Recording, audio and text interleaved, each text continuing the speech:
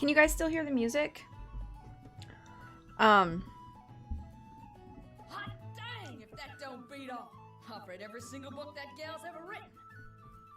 Arinka beef dance, Arinka beef dance, Arinka beef dance, Arinka beef dance, Arinka beef dance. Okay, cool. Hi Coco, Taylor, Paige, HS. I hope that you're having a great day today. I had a little bit of time to kill, so I decided I was gonna read. And I know I technically read the book that Her Interactive said Creature of Kapu Cave was based off of. However, I had somebody message me on Instagram like a year ago, maybe even longer, and say, actually, I think Creature of Kapu Cave might be more closely based on this book. So I bought it. And I'm going to read it and see if it's closer, because the book that I read previously, the like Mystery on Maui or whatever it was called, not in any way close or even related. There were no characters or anything. There was like almost no association other than it being in Hawaii to Creature of Kapu Cave. So I'm going to see if this one is closer, which it already is closer considering it's a Nancy Drew Hardy Boys Super Mystery, because that is one of the games that the Hardys are in with you. So, you know. I'll be listening while play Ace Attorney after a whopping 40 days. Wow, who even are you? I'm surprised you could go that long without spontaneously combusting. And the user who sent me that information, I think it was Nancy Drew IRL on Instagram. I can't recall for sure, but I think it was them. And they were very nice about it. They were just kind of like, I actually read this one and I think this could be actually closer. So I was like, okay, cool. Thanks for that. Okay. So as long as the music can still be heard but is not too loud, I'm going to get started. It's 215 pages. I'm going to try to do 72 pages, which is 8 chapters today. But if I start to get tired or feel like it's been going on too long, then I'll stop earlier than that. But, yeah, I'm going to try to do 8 chapters today. We'll see how that goes. There is one that Brenda Carlton is in that's actually referenced in Ash. Huh, interesting. Brenda Barlton. Yeah, that's her. I'm glad you find my reading cute. Okay, cool. I'm gonna cut it down a little for myself, but... Alright, first I'm gonna read the back.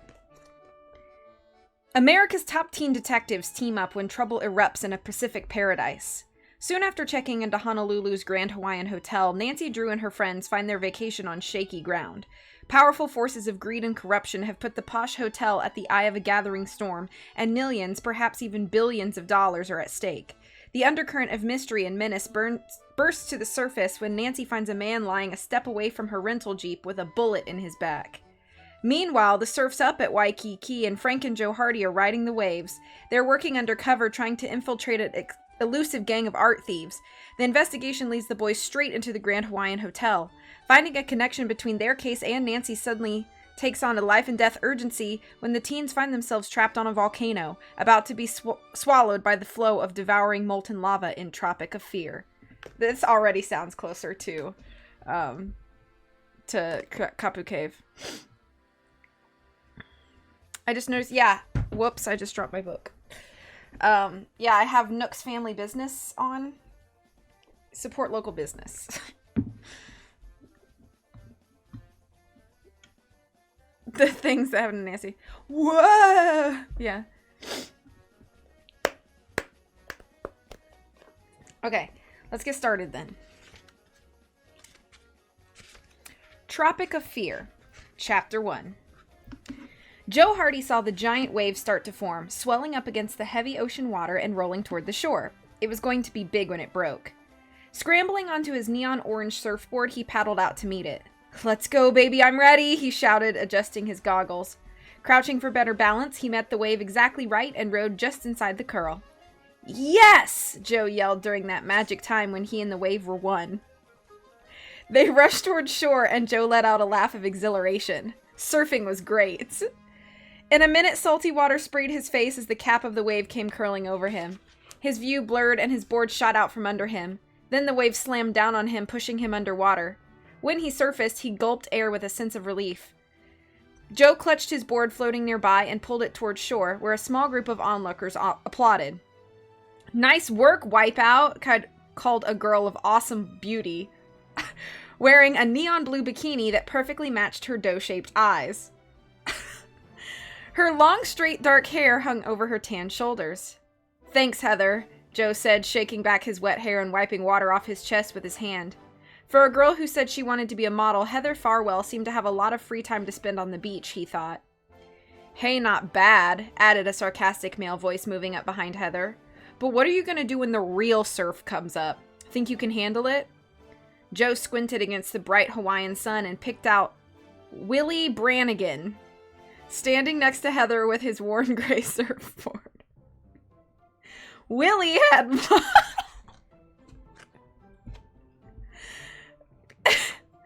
Willie had blonde hair and was Joe's height, 6 feet, but the similarities ended there. Willie was a real put-down artist and impressed with things like designer shades and trendy surfwear. As far as Joe was concerned, Brannigan was a jerk. "I can handle anything you can," Joe shot back confidently, though he doubted it was true. Willie was a pro, and that last wave was the biggest Joe had ever ridden. "Well," Willie drawled, "watch me when I'm out there, Wipeout. You might learn something." Entering the all-island surfing competition under the name Roger Wipeout Keenan had been Joe's idea. He and his... I'm sorry. He and his brother Frank had flown to Hawaii 2 days earlier at the request of Christopher Watanabe, the head of Hawaii's Department of Cultural Affairs and a longtime friend of their father's. Mr. Watanabe had asked the parties to help track down a ring of thieves who'd been stealing native Hawaiian art and artifacts. Willie Brannigan, beach bum, surfer, and party animal, was a prime suspect. So was Heather Farwell, Joe reminded himself, giving her a nod before heading across the beach to where Frank lay on a beach blanket. "Your manager wasn't even watching, by the way," Willie said with a sharp laugh. "I don't think you have much chance at a prize this week, Keenan." Joe shrugged. He didn't say anything about the fact that the prize money would barely cover the cost of a trip to Hawaii. As far as he could tell, Willie and the others were risking their necks for new surf gear and their pictures in the paper. Farther up the beach, Joe's brown-haired brother was lying on his stomach, resting on his elbows, a book on Hawaiian wildlife open in front of him. "Looking good, Wipeout," Frank said. "I see Heather was impressed." "That won't help us nail any thieves," Joe said with a shrug, plopping down next to Frank. "Hey, you got sand on my book," Frank said, shaking out the pages. "What's Harry been up to?" Joe asked, nodding to where a tough-looking man with short dark hair sat under a palm tree, sipping a cold drink. Harry Leong, the bouncer at one of Waikiki's hippest beach clubs, Surf Riders, was Heather Farwell's boyfriend, and the third suspect in the case. According to Mr. Watanabe, Heather and Harry were too interested in art for a bouncer and a would-be model. So far, 3 museums had been robbed right after their visits. Willie had never been spotted near any cultural institution, but other than that and his actual surfing time, he, Heather, and Harry were always together. "Something's up," Frank said. "Harry's been busy on the phone." Joe looked up just as Heather was passing by on her way across the beach to Harry. She gave Joe a little wink and a smile. "I'm telling you, Joe," Frank said as the brothers watched her retreating figure. "She's got a thing for you." "So what's this about phone calls?" Joe asked, ignoring Frank's comment as he watched Heather slide onto a blue beach towel. "She's got a boyfriend." "He's made 2 trips to the phone so far," Frank said, nodding in Long's direction. The beach concession, with its cold drinks, snacks, and telephones, was only a short distance away. Behind it was a parking lot, then the coast road. Beyond the road, Joe could see spectacular jungle-clad mountains towering over the palms. "Think they're planning another job?" Joe asked. "Mr. Watanabe said it's been every week for the past 3 weeks," Frank answered. "By that schedule, they should be due." "But with so many robberies under their belts," Joe said, "what's left?" "Right here on the island of Oahu, there's a lot of treasure, Joe," Frank said. "Not just public museums, but also private ones." Joe watched Harry Leong whisper in Heather's ear, then jog off to a phone again. "Hey, Joe, why don't you check in with Cultural Affairs? Maybe you'll be able to hear something Harry says while you're there." "Okay," Joe retorted with a grin. "And what'll you do, read?" "Me?" Frank said. Oh, I'll just keep an eye on Heather. I bet you will, Joe said, fishing change out of his shorts. Some brother. Keeps the good jobs for himself. Don't forget you already have a girlfriend, Frank. Her name is Callie, remember? Frank nodded, but continued staring at Heather. Heather has too much class to be hanging around with those guys, he said. The brothers continued watching as Heather drizzled sunscreen onto a well-shaped, slender leg. Looks she's definitely got, Joe said. Class, I'm not so sure. Anyway, I'm gonna make that call. Joe chose a phone 3 away from Harry's. The hulking bouncer was deep in discussion. As Joe picked up his phone, he heard Harry say, We're coming in for final instructions. Make sure the big man... He stopped, eyeing Joe suspiciously. Joe grinned at Harry and proceeded to drop some change into his phone. When Harry turned back to his call, he lowered his voice. Hello, Department of Cultural Affairs, came a pleasant voice on the other end of Joe's line. Mr. Watanabe, please. It's, Roger Keenan calling. Seconds later, Chris Watanabe picked up the phone. Hey there, Joe, he said. Any luck? We may be onto something, Joe said as Harry hung up and headed back toward Heather. Have you got that map we asked for? The one that shows the locations of all the major collections? It's waiting for you at your hotel, Watanabe said. Great.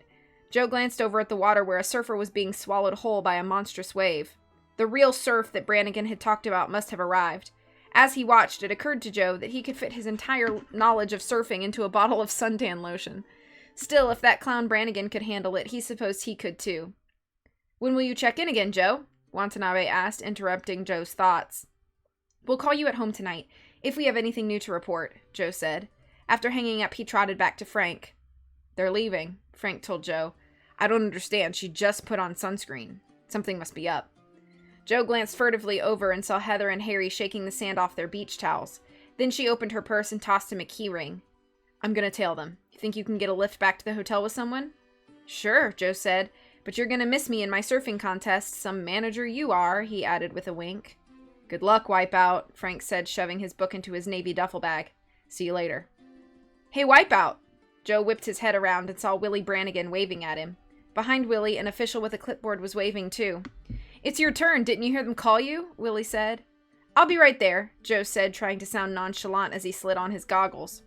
Joe saluted the 3 judges who stood at the water's edge. Ready, he yelled. He picked up his board and paddled out into the surf until he reached the spot where the waves were starting to build. He saw the one he wanted and moved out to greet it. Clambering onto his board, he caught the wave perfectly. He knew the judges on shore were watching intently as he rode the crest of the wave. Then, without warning, his left foot slipped out from under him, throwing him dangerously off balance. Before he knew it, the water was crashing over him, sending him under the surf. As Joe rolled out of control, his shoulder collided with a rock on the bottom, making him tumble over himself and wince in pain. He scrambled frantically for the surface, but the ocean was a powerful competitor. It seemed a year before his head finally bobbed out of the water. Joe gulped in air, throwing his head back. What he saw above him did not comfort him a bit. His board was hurtling down from the sky, aimed right at his head. End of chapter 1.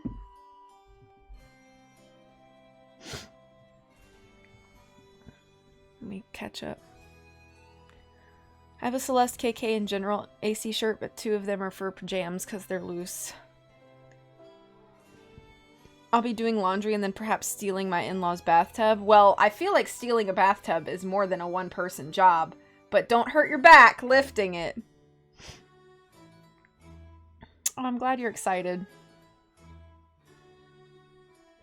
Joe is surfing, true. I shipped Joe in the wave. Her eyes are neon blue? Wet Willy, oh god. V's Japanese pronunciation. Thank you.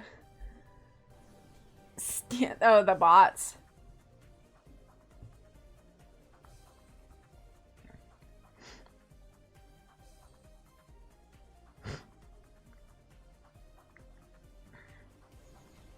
The water's edge, is there a shadow? Rip Joe, it was nice knowing you.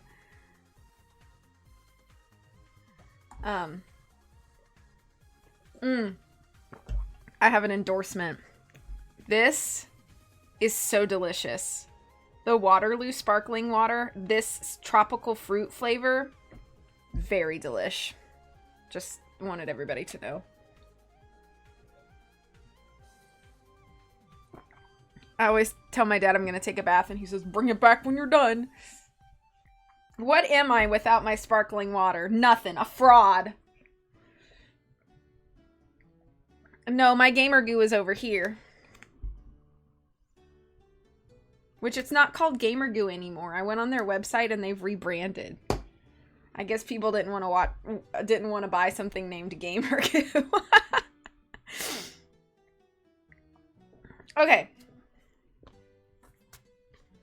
Yeah, I feel like this is already more like Creature of Kapu Cave than the last one. Okay.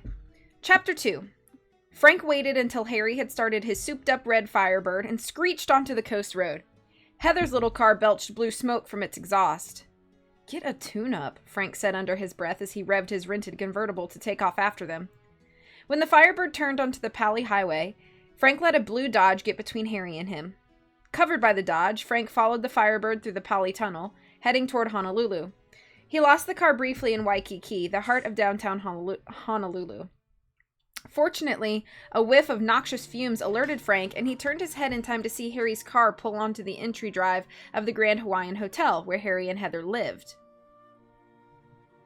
He waited a few seconds before driving after them down the ramp and into the underground parking garage.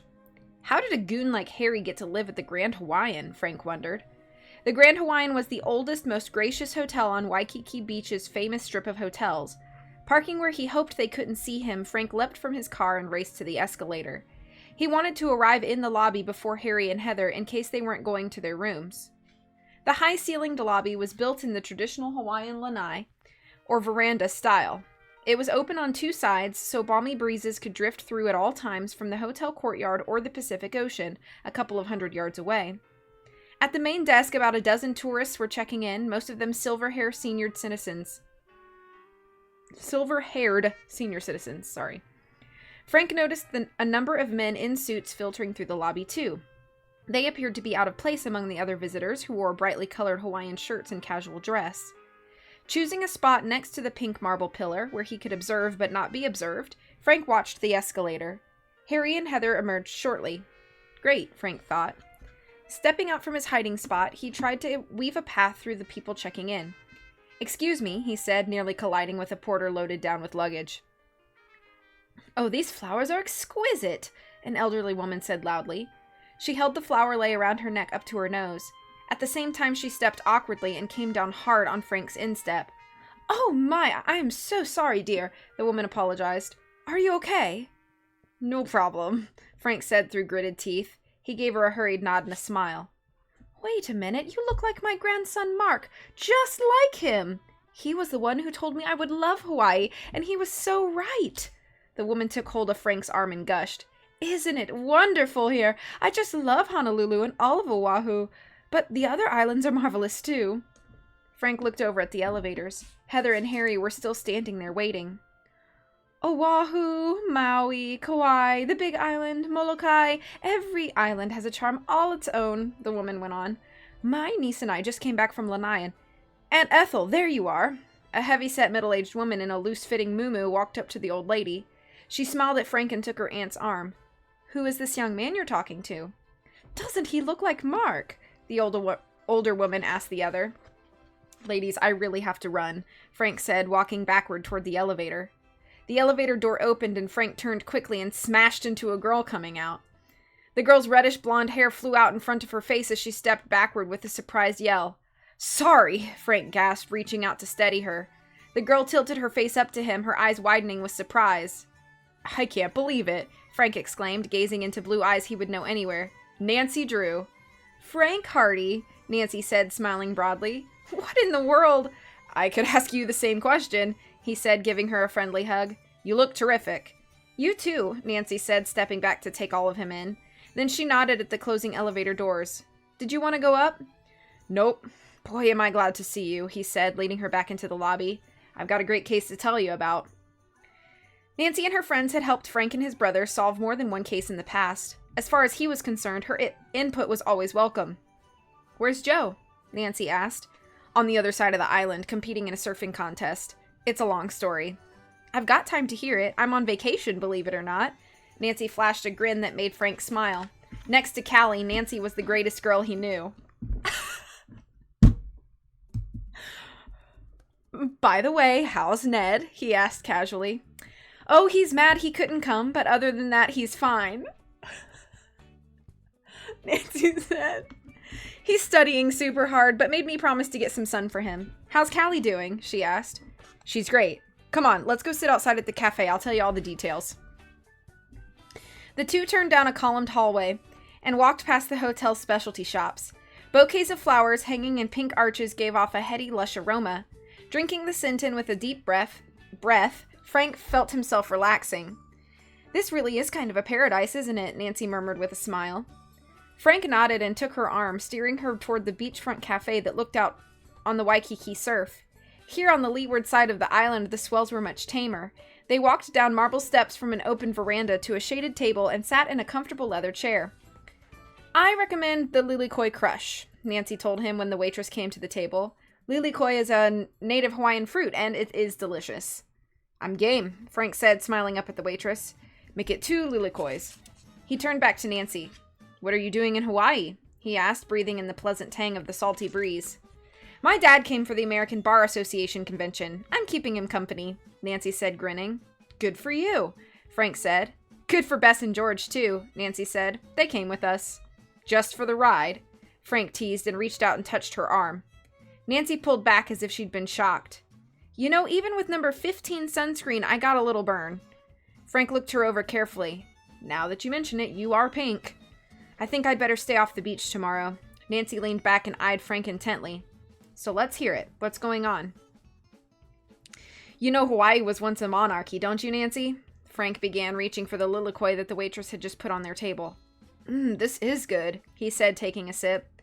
I've read about the 5 kings named Kamehameha. Kamehameha. Yeah, okay, I said it. Nancy told him. Well, the royal family had some incredible artwork and artifacts. Some of it was crafted here, and some was from the Far East. It's displayed in public museums all over the islands because it's supposed to belong to all Hawaiians, Frank went on. But lately, a lot of it has disappeared.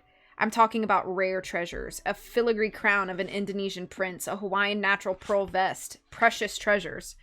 What a loss, Nancy said, sighing. Anyway, Christopher Watanabe, the head of cultural affairs, asked if Joe and I could come see what we could find out. I think he thought of us because the chief suspects are about our age. They hang out at the beach and one of them is a surfer. That's why Joe is undercover as a surfer, competing as Roger Wipeout Keenan.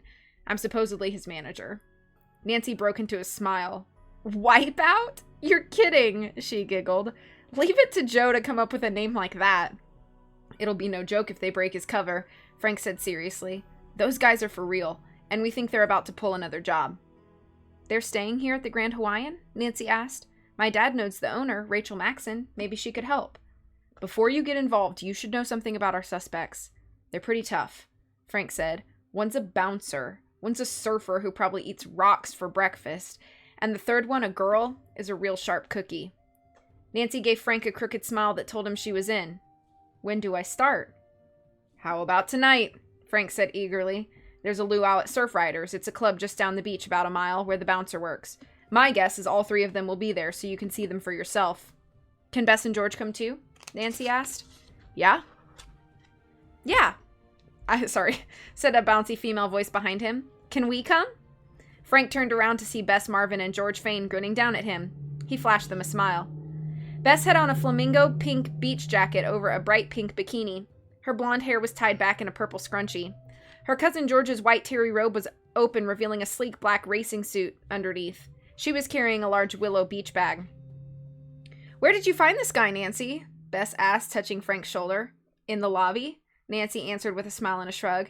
Is this amazing or what? George said, brushing a wet lock of dark hair off her forehead. Is Joe here too? Yes. Do you want to go to a luau tonight? Frank asked. Are you kidding? That'd be great! Bess exclaimed. See, George, I told you we'd find something terrific to do tonight. Uh-oh, Nancy said, biting her lip. I just remembered tonight is the ABA convention banquet. I promised my dad I'd go with him. Can't you get out of it, Nancy? Bess asked, her lively blue eyes pleading. I really don't want to get out of it, Bess, Nancy said. The guest speaker is Anna Soleo. I just saw her picture in the paper today, George said. She reached inside her willow beach bag and pulled out a copy of the Honolulu Sentinel. On the cover was a picture of a pretty dark-haired woman giving a speech. The headline read, Soleo claims Tanga is lying. I read that this morning, Frank said. What's it all about? Rami Tanga was the dictator of the Torquesa Islands, Nancy exclaimed. Explained. You mean those islands in the South Pacific? Bess asked. That's right, Nancy went on. Anyway, about 6 months ago, the Torquesians finally got fed up with Tonga and had a rebellion that ousted him. That was when Tonga fled to Hawaii, seeking asylum. But according to Ana Soleo, who's a member of the new democratic government, he took the Torquesa's treasury with him. She's trying to get it back. I can see why you're excited to hear her, George said. But maybe you can meet us at the luau after dinner, she suggested. Good idea, George, Nancy agreed, her face brightening. The banquet starts at 6, so I should be out of there by 10. Joe and I can show Bess and George a good time till you get there. Frank winked at Bess and George. Take your time at the banquet, Nan, Bess said, teasing Nancy. Hey, there's your father's friend Rachel, the owner of this place. George pointed up to the veranda where a tall-haired woman in an oversized linen blouse and tapered green slacks was approaching the cashier. Her hair was piled on top of her head and she wore long dangling earrings. She's so pretty, Bess said, admiring her. No wonder your father has a crush on her. If he does, Nancy said with a shrug. I can't quite read him when it comes to his romantic life. They've known each other a while, haven't they, Nan? George asked. I think I've heard him mention her before. Guys, Bess broke in. I really want to get back to the beach. I have to get some exercise looking at all those gorgeous hunks. I'll come too, George said. I'd like to do a little more swimming while the sun is still hot. See you later, Nancy told them. Frank found himself watching the attractive hotel owner as she conferred with the cashier. She looks stressed, he observed. With good reason, Nancy explained. Rachel's parents both died within 6 months of each other. When she inherited the hotel, she inherited a lot of problems, too. She found out that her dad had taken out a second mortgage and that he hadn't been paying his taxes. Rachel got hit with a ton of bills all at once. She's barely holding on to the hotel. My dad's trying to help her set up a new payment schedule with her creditors, but it is not easy. I'll bet he saves the day. Carson Drew had a reputation as one of the best lawyers in the country. Wait, though, isn't he in criminal law? He's making an exception for Rachel, Nancy said. He'd like to see her keep the hotel because it's the only privately run one left on Waikiki Beach. All the others have been gobbled up by big corporations. Hey, if it isn't Wipeout's manager! Frank whipped his head around to see Willie Brannigan staring down at him. What are you doing here? Frank asked. The question is, what are you doing here? Willie shot back. It doesn't look very good for you to be sipping drinks with a dynamite redhead while your surfer's in the hospital. Frank leapt to his feet.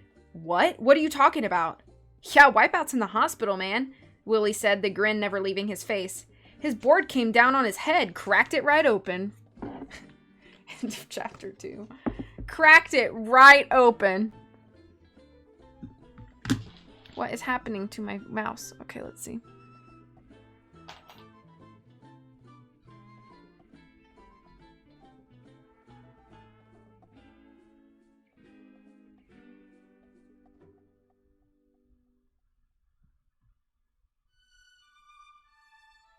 What's the shiny sapphire orbs gleaming like 1,000 diamonds? I think that's a reference I don't know. Hi, Puffy. Oh, yeah, sorry about that. I try to keep my, my chat, like, as family-friendly as possible. Just because I don't know who would be watching this later.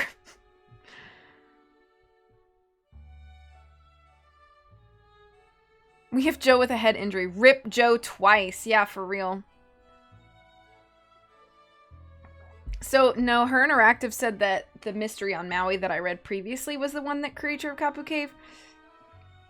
No, it's okay. It's okay. Jokes are fine. I just try to keep language to a minimum.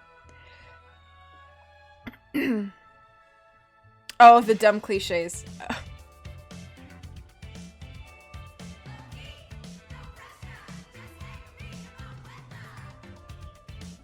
Happy Thursday, Coley! Happy Thursday. Thank you for subbing. Dang, if that don't beat all. I've read every single book that gal's ever written. Bookstream. And no personal call to make sure I'm here.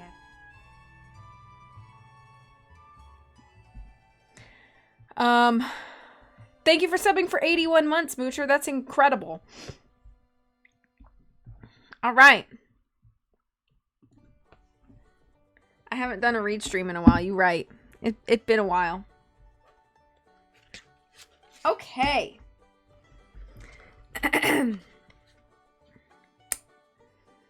Ready?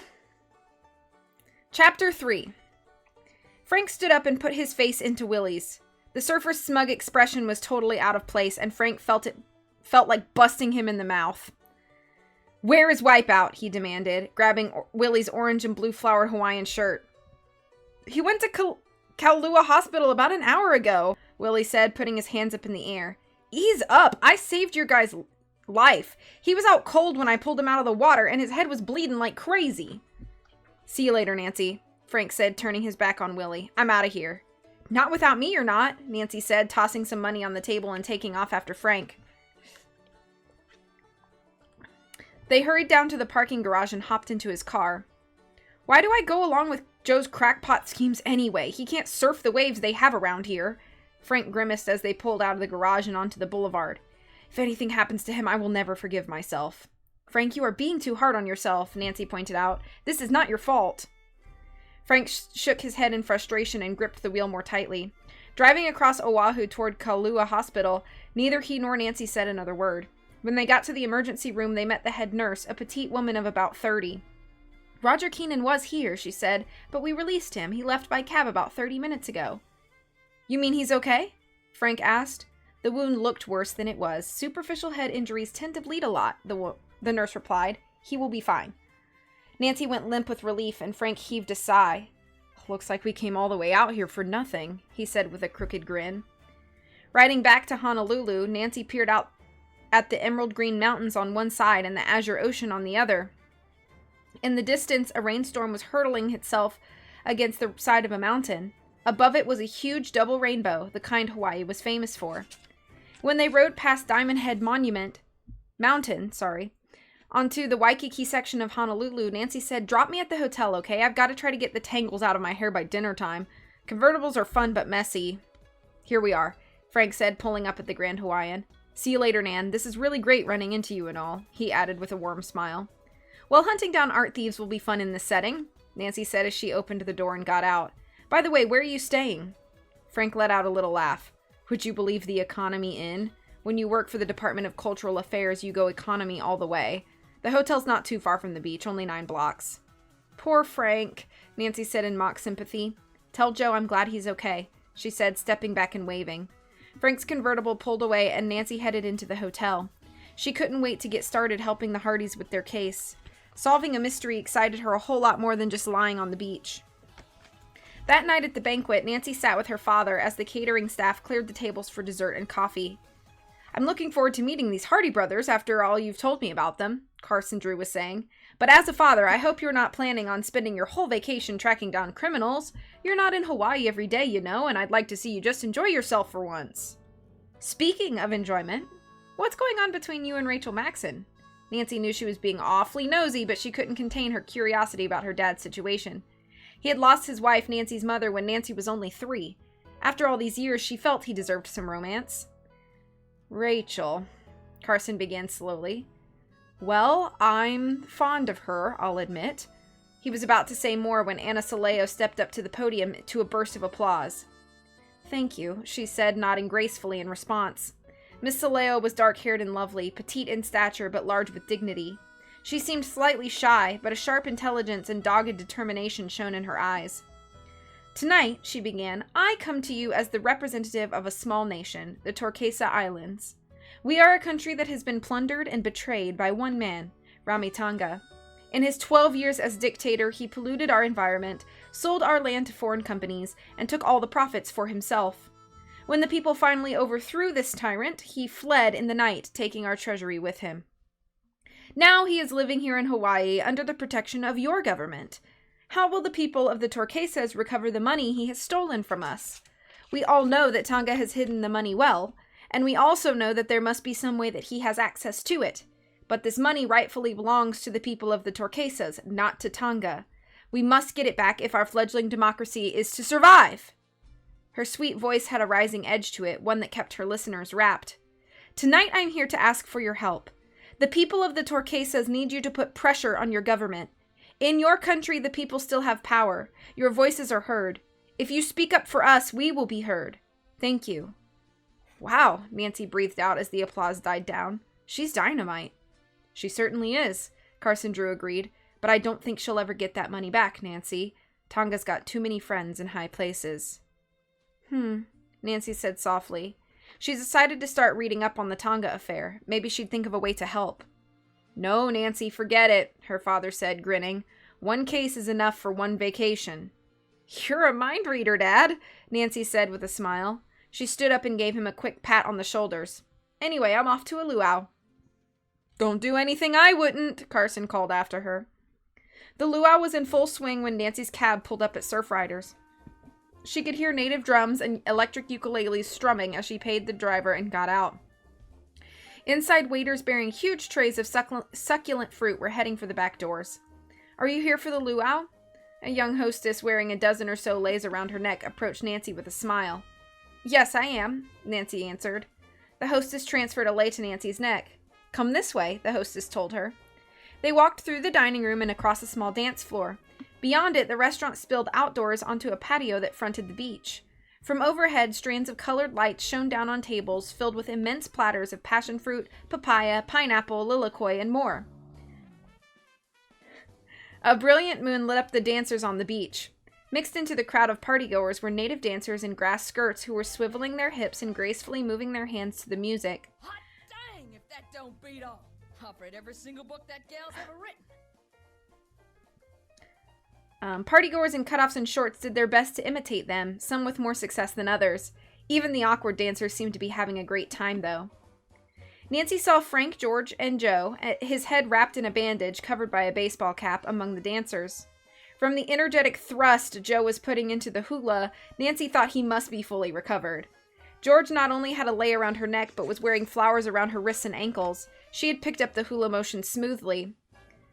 Hey, there's Nancy, Frank called, spotting her. Dropping away from the dancers, he walked over to her. This is great, Nancy said. The food's fantastic, too, Frank agreed. They cooked it right in the sand in a big pit. Come on, let's take a walk. When they were on the quieter side of the beach, he confessed, I have not made much progress on the case. Want to give me a who's who? Nancy asked. Sure, Frank said. See that stocky guy sitting on a stool by the food table? The one who's facing the dancers? He's got to be the bouncer, Nancy said. You got it. His name is Harry Leong, Frank told her, and the girl standing next to him, the one with the long hair and short bangs, is Heather Farwell, his girlfriend. She's pretty enough to be a model, Nancy said. Right, Frank said. So why is she hanging around with a goon like Harry? Is Willie here? Nancy asked. Yes, Frank said, but I don't see him now. Wait, I think I do, Nancy said in surprise as she scanned the shoreline. He's with Bess. Then Nancy noticed that Bess was holding hands with the surfer. Hey, Bess! Nancy called.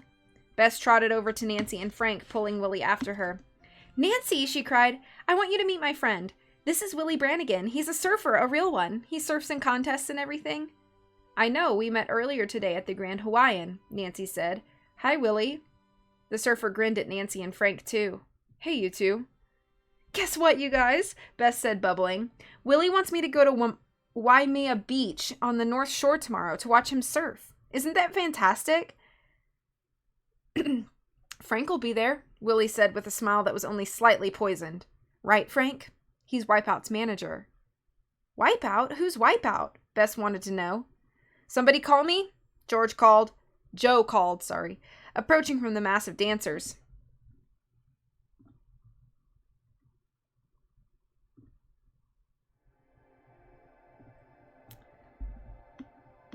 Nancy quickly pretended to lose her balance in the sand so she could grab Bess's arm tightly.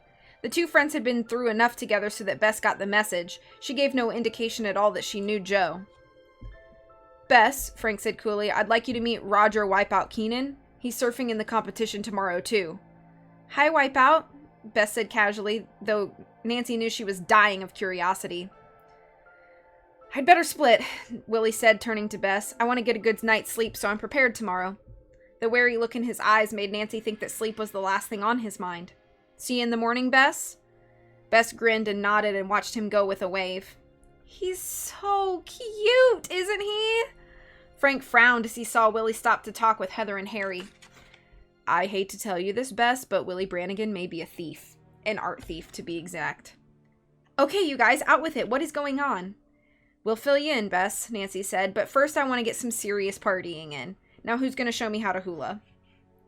The next morning, Nancy awoke to find Bess sitting on her bed painting her toenails. Around her were half a dozen discarded shorts and tops. Morning, Nan, Bess chirped. Wasn't I a genius to pack this mauve nail polish? George's head popped up from her pillow. What is that smell? She asked, wrinkling her nose. Nail polish. I have a date this morning, remember? Bess said, twisting the cap on. I can't wait either. I love surfing contests. Don't forget to keep your eyes and ears open, okay? Nancy said, and do not blow Joe's cover, whatever you do. Don't worry, Bess said. You know, I've been thinking, I bet Heather and Harry are just real thieves. Willie is probably just their friend. According to Frank's contact, Willie's never been seen at any museum, and he seems like such a really sweet guy. Well, if you hear anything that sounds the least bit suspicious, Nancy warned. I know, Bess said, rolling her eyes. See you at the beach later. When she was gone, Nan and George got ready and went down into the lobby to rent a Jeep for the week. Here are the keys, said the attendant. It's in space number 43F on the lower level. Make a left at the bottom of the escalator. Nancy stopped to buy a newspaper with a front-page story about Rami Tonga and Ana Saleo's efforts to find the missing money. Nancy bought a magazine, too, with a photo of Tonga's chauffeur-driven limousine emerging from heavy iron gates.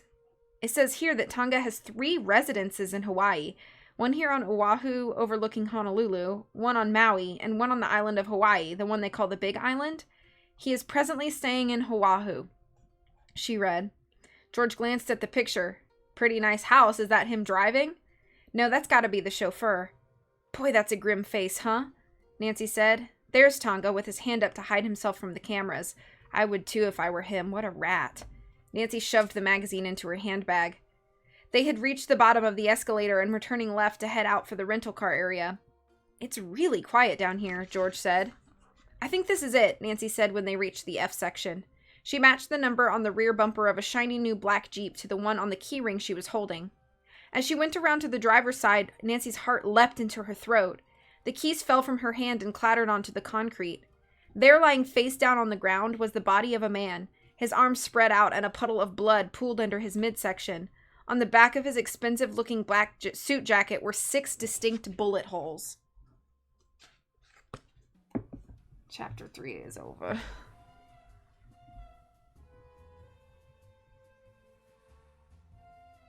Oh no, Luna's in unexpected surgery? I'm so sorry to hear that.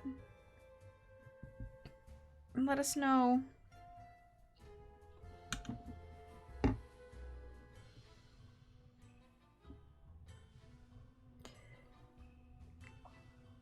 My good golf ball, have you met your daughter? Have a good day, Puffy, although you're probably already gone. Thank you for gifting a sub to Paige. Appreciate that, Moocher. How would you differentiate between rock drums and traditional drums in writing? I feel like native might not be the correct word because lots of cultures have drums.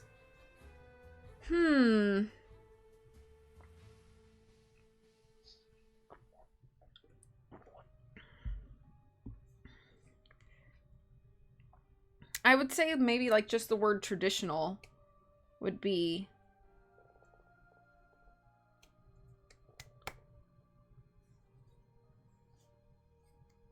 Or do you just mean like... I would say like traditional whatever drums. So like traditional Hawaiian drums or traditional Irish drums. Or I think if you like attached the word traditional to the culture, I think that could give like a more clear image to a reader.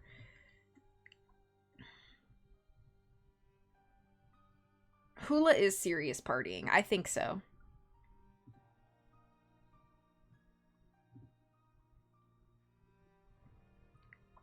Not the mic pyramid.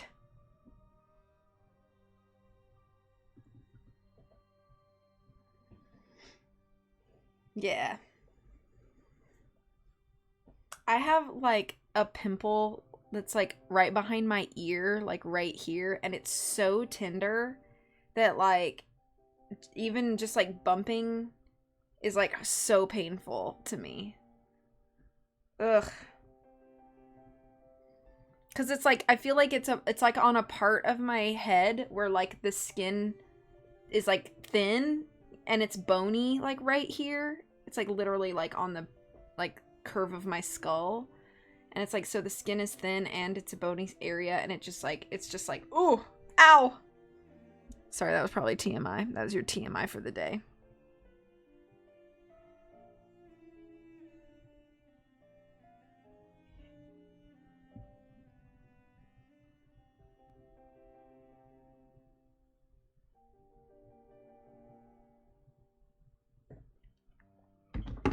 You super hair, but yeah, exactly. Or it's like I've just like been trying to like gingerly tuck my hair behind my ear so that you can still see my face, because I know like when I'm like this, my hair tends to like fall. So I'm trying to like stay visible, but also don't hurt myself. So, anyway. Thank you for your sympathy anyway. Blue puppy over here sleeping. You guys want to see her?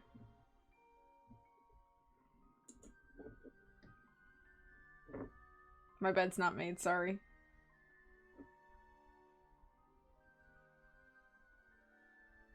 She's sleeping. Ugh.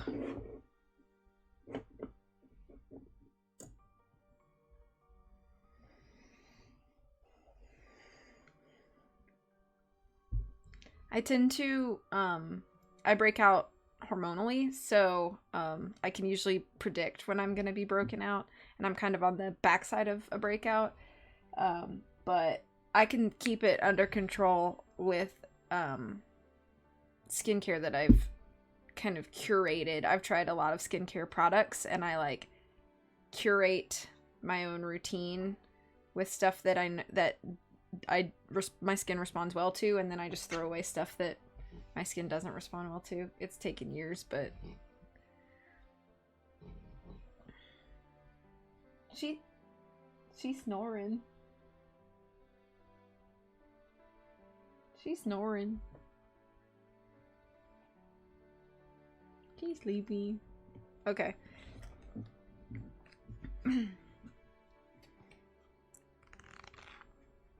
Okay.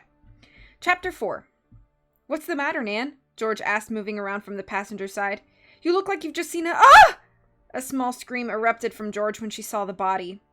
Nancy grabbed her friend and held her tight. George, she whispered. There was a slight noise not far away, maybe the sound of a shoe scraping on concrete. Nancy tensed and her eyes darted around, searching for the source of the noise. She saw nothing. Did you hear that? Nancy whispered into George's ear. As she spoke, the noise came again, sharper this time. Nancy saw a black-clad figure rise from behind the white sedan about 50 feet away. She saw the flash of light off metal. Duck! She yelled, pushing George down and falling next to her.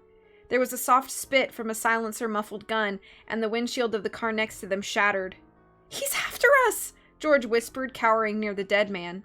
Nancy could hear feet scraping on the concrete, moving closer and closer. We'll find a way out, George, she said, wondering if it was true. Peeking under the Jeep, she saw a pair of tan men's shoes approaching. Then, all at once, there were loud voices coming their way. A group of people, laughing and talking, had entered the garage. The man in the tan shoes stopped, turned, and quickly ran out past the people to the street. Saved, Nancy said. George gave a relieved laugh that quickly turned into a choked sob as the two girls helped each other up. He has a gun, one of the people who'd entered the garage said loudly. I guess he didn't want to kill us in front of so many witnesses, Nancy said, watching the group of at least 12 stop at a large rental van marked Hanauma Beach. Hanauma Beach, maybe. With them was a uniformed employee. Did you get a look at the gunman, Nan? George asked, still a little shaky. He had a black stocking over his head and was carrying a black briefcase, Nancy told her. Excuse me? She called to the group, who seemed to be confused and frightened. Could somebody call the police? There's been a murder. The people in the tour group began talking at once as the uniformed man ran over to check out the body.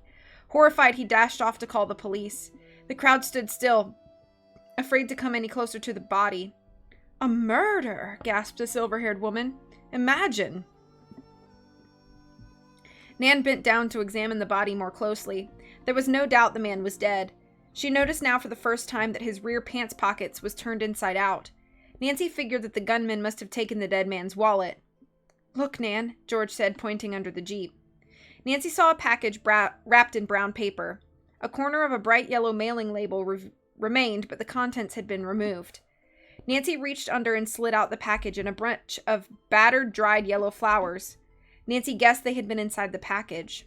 It looks to me as if the gunman ripped open the package, she observed, and finding only flowers, he threw them down. But why would he take the time to remove the label? George wondered. Nancy shook her head. This wasn't an ordinary robbery, George. Ordinary robbers don't carry silencers. Poor guy, I wonder who he was. The corpse was wearing a suit and had a special kind of bracelet attached to his wrist. Nancy had seen them before. Her father sometimes used them, the kind that hooked like a handcuff to a briefcase filled with valuables. A courier's bracelet. Footsteps pounded down the concrete, heading toward the girls. At the same moment, a siren wailed into the garage, and the screech of wheels told Nancy the police had arrived in force. 3 uniformed officers stepped out of the car as 2 more came from the stairwell. With them was a tan, muscular man in a black golf shirt and beige slacks. Where are the 2 girls who discovered the body? He asked, striding forward. Nancy put a hand up, and the man walked toward her, holding up a gold badge. I'm Captain Marita of Homicide. What have we here? I can't read right now. He asked, bending down beside her. He didn't wait for an answer. Miss Nancy Drew, Nancy said, giving him a polite nod. And this is my friend, Georgia Fane. After we discovered the body, the killer tried to shoot us. He was wearing a stocking over his head and carrying a gun with a silencer in his right hand. A briefcase was shoved under his left arm. When he fired, he missed us and hit that windshield. We also found this empty package and some sort of dried flowers, George added. You'll make excellent witnesses, the captain said. Are you here on vacation? Nancy and George nodded. Well, I'm afraid you're going to have to come down to the station house, the officer apologized. We'll need a statement and you'll want to file a complaint. Glad to help, Nancy said, watching the police photographer snap pictures of the dead man. Come on, George, let's get out of here. The sooner the better, George said with a little shiver. But can I go upstairs and change my clothes really quick? She asked, pointing at her now grimy white slacks. The captain nodded and signaled an officer to go with her. Weren't George and Nancy going to come out here to Waimea after they picked up their car? Oh, I'm reading for the wrong voice. Weren't George and Nancy going to come out here to Waimea after they picked up their car? Frank asked Bess as they scanned the water, watching the surf competition. Willie and Joe were both out a ways, waiting for waves to ride. Yeah, Bess said. I wonder what's holding them up. There goes Willie, she shouted, standing up. Her gauzy white beach cover-up fluttered in the breeze as she raised her arm to shade her eyes. He's so good. Tell me again, Frank said, standing next to her now. What did Willie talk about on the way out? He just said how neat it was to be a surfer and how my eyes are as blue as the Pacific, Bess said a little impatiently. Dreamy, Frank said flatly, and he didn't ask anything about me or Joe. Well, sure he did, Bess said with a shrug. He wanted to know if I knew you, and I told him I'd just met you. Don't worry, Frank, I'm not going to blow your cover. I'm an ace at keeping secrets. Didn't Nan tell you that about me? Frank laughed, and Bess joined in. Everyone knew that Bess loved to talk. Keeping secrets was about as natural to her as palm trees on the moon. Of course I trust you, Frank said, but I worry about you hanging around with Willie.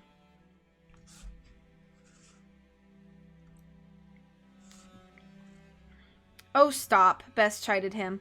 Look, she shouted, there goes Wipeout. Frank watched his brother ride the wave, skillfully negotiating it into the shallow water. Hey, he's looking good out there, Frank said, impressed. A gust of wind lifted Bess's straw hat from her head. When she turned to retrieve it, she saw Harry Leong hurrying across the beach. Hey, Frank, Bess said, poking him lightly in the arm.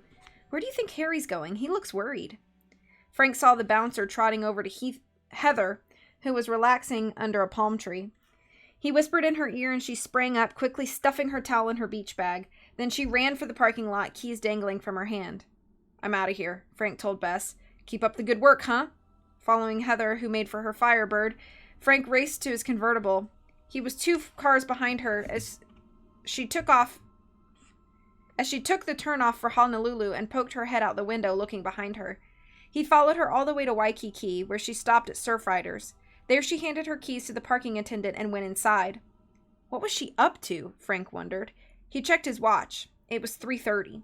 He'd just tell her that he'd stopped by the club for a cold drink. Maybe he could talk to her and get some information out of her. Seen in the light of day, the restaurant was a dump. What a contrast from the night before when the colored lights had made everything beautiful. Sliding into a booth, Frank checked around for Heather. As soon as she emerged from the ladies' room, she spotted Frank. Her eyes registered momentary surprise. Then she smiled and sidled over to him, sitting down with him. "You came to see me?" she asked in a sultry voice. It was more a statement than a question. Faced with the truth, Frank thought fast. "Yes, I did," he said, gazing into her ice blue eyes. "I'd like to get to know you better." "Oh, really? Is that so?" Heather flashed him a smile and leaned close. "That's very friendly of you. What do you want to know?" "Well, what's up with you and Harry? Is it a serious relationship?" Frank asked. "Sometimes yes, sometimes no," she answered coyly. "Come on, let's dance." On the dance floor, Frank became momentarily lost in her spell. "You're a good dancer," she said, gazing up at him with a sweet, sincere smile. "Thanks," he murmured, eyeing the door. He was hoping Harry had not made it back yet. Frank didn't think the bouncer would appreciate his dancing ability as much as Heather did. When the song ended, she took him by the arm. "Let's get something to drink," she suggested. "I'm really thirsty." "Yeah, I'll have a club soda," Frank said. He watched her walk over to the bar and order the drinks. Frank decided to hit the men's room. "Any chance of us getting together tonight?" Frank suggested after he returned to the table.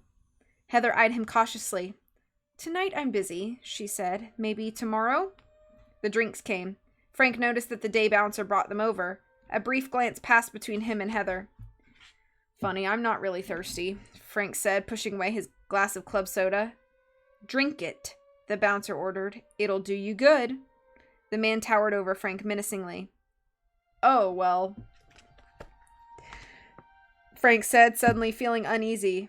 "Here goes." He took a sip of the soda, but it tasted okay. He took a few more. Clever of me to order club soda, he thought. It's not easy to slip a Mickey into plain old... Whoa. Suddenly, Frank felt the world shift. Was it an earthquake? No, it was no earthquake. It was him. "Let's dance some more," Heather said. Frank started to say no, but the words wouldn't come out. Heather helped him up and guided him around the floor. "So," she said, "what's this big interest in me all of a sudden? Is it because I'm so good looking, or what?" "Well, actually," Frank heard him say, "I think you might be involved with..." Wait a minute, what is he saying? What was he saying? "Hey," Frank said, trying hard to get his thoughts together. "What was in that club soda? Did you..." He was weaving now. "Well, I'm gonna go call the..." He never finished. A huge hand grabbed his arm from behind and twisted hard. "Okay, bud," said the big brute. "You've had one too many. Let's see some ID." Frank felt his wallet being pulled from his back pocket. A few seconds later, the bouncer roared, "You're underage and you're out of here." "But I haven't..." Before Frank could get the words out, he felt himself being lifted off the ground, shoved through the door of the club, and thrown to the ground outside. "Ow!" Frank yelled, hurting all over from the impact. He heard whistles blowing in the distance and footsteps running toward him along the pavement. He tried to get up, but soon realized that his body was no longer obeying his brain's commands. Heather, she was on to him. They were on to him, and on to Joe. He had to warn Joe, before it was too late. As if in a dream, he heard the bouncer saying, "This guy's been making trouble around here all week, officer. He came in here drunk." Frank wanted to object, to tell the police what had happened, but the switches in his brain were all shutting down. The world swayed one last time, and went black.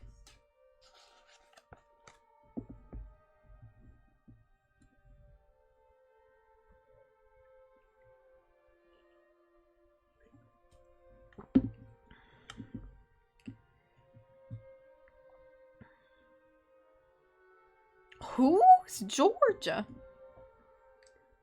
Oh, I hate when, like, bath bombs leave, like, the, like, filmy stuff.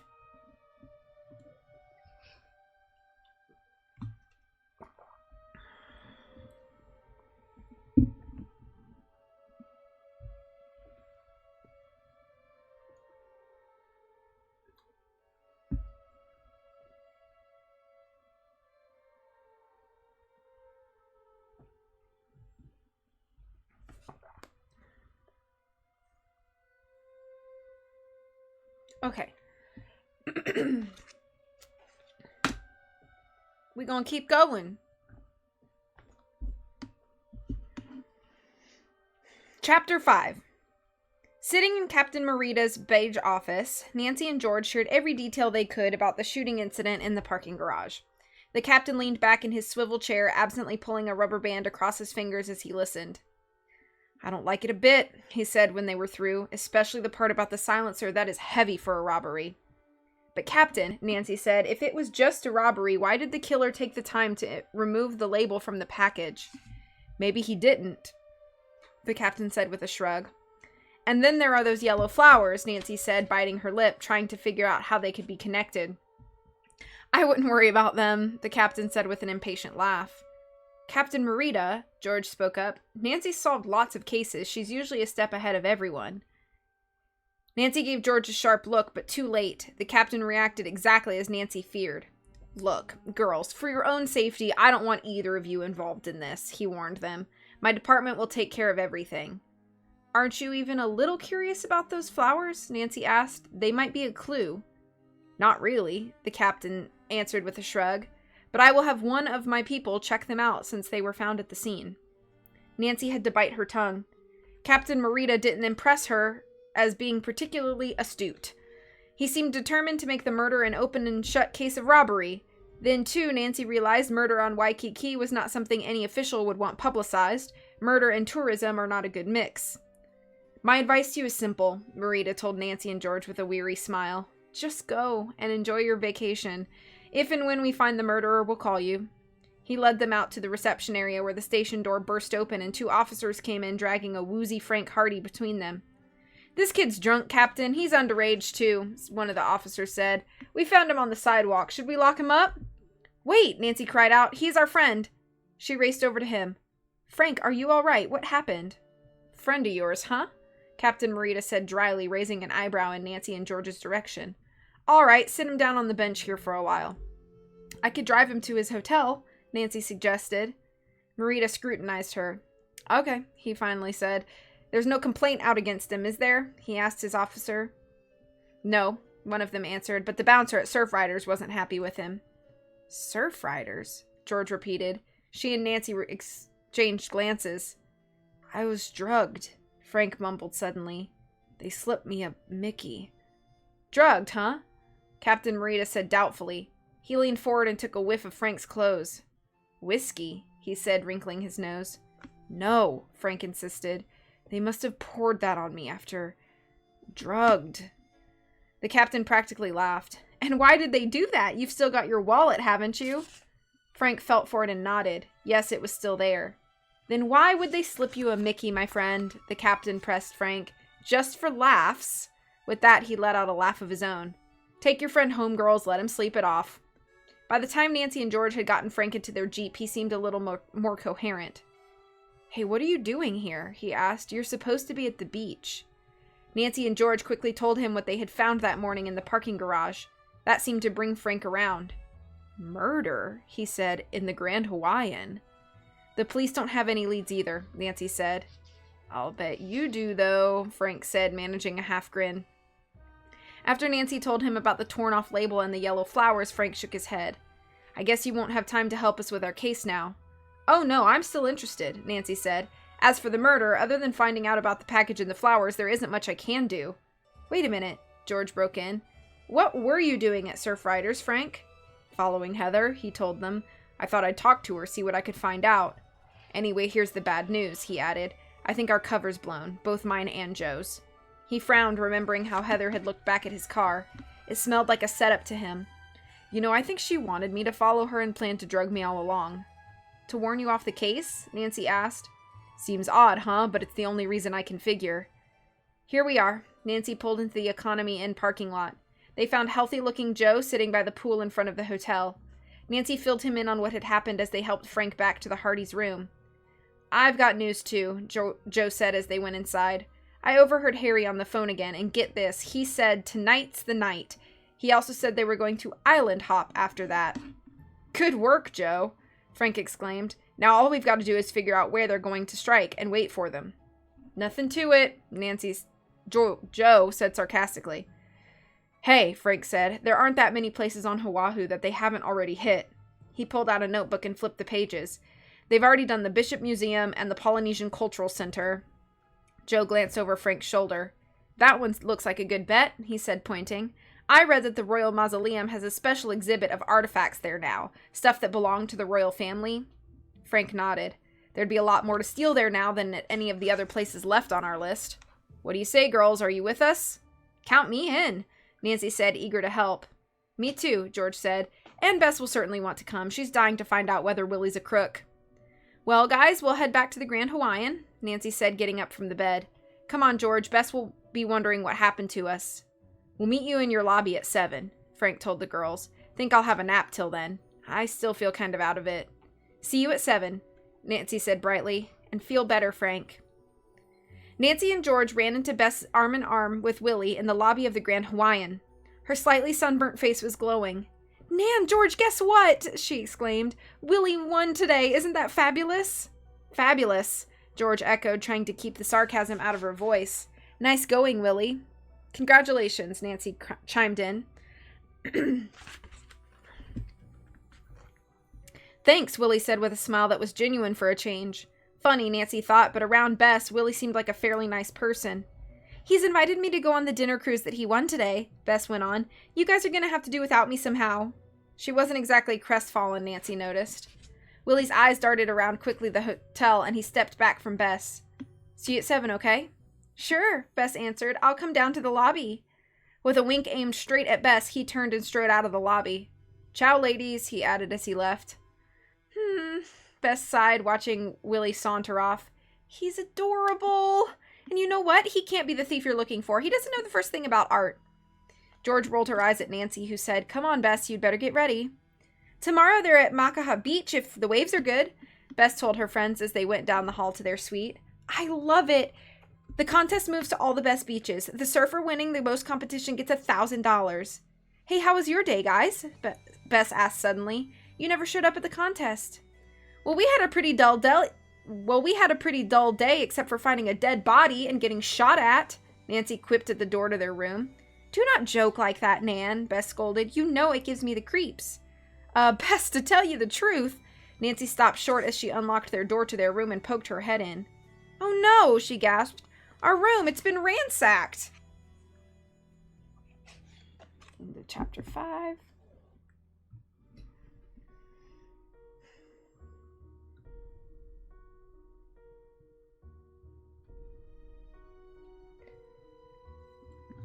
Of course it has been ransacked. Of course.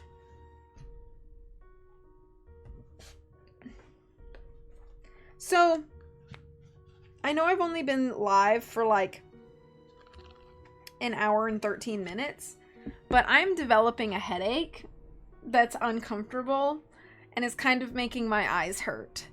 So, I thought there was going to be a dead body on the floor. Oh, that would be worse. So, if it's okay with you guys, I think I might call it here. I just don't want to make myself feel worse by continuing on to read like 25 more pages. But thank you all for being here. Despite the short stream, I was glad I was able to do it. And I hope to see you guys soon. And please take care of yourselves. Coley, please let us know how everything goes with Luna. We're just hoping the best for you, but have a lovely rest of the day, everybody. I'll see you soon. Take care. Bye-bye.